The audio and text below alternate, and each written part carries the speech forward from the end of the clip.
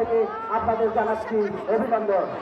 আক্রমণে ঢুকবার চেষ্টা দিনাজপুর ফুটবল একাদশ চমৎকার ভাবে ওখানে বানিয়ে দিয়েছে ওই আক্রমণ ভাগের খেলোয়াড়। দেখা যাক শেষ পর্যন্ত কি হয় সেটা রাখতে পারেনি।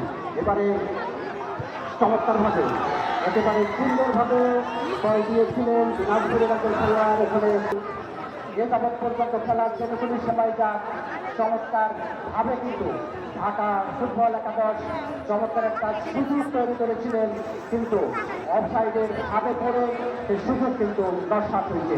আক্রমণে ঢাকা ফুটবল একাদশ ওই তাদের আক্রমণ ভাবে বল ঘোরাঘুরি করছে, ওদের ক্লিয়ার করার চেষ্টা ক্লিয়ার করেছে দিনাজপুর ফুটবল একাদশের খেলা। 2 নম্বর চারটি বলে চলে না ঢাকা গোলমুখে গোলরক্ষক চমৎকার ভাবে কিন্তু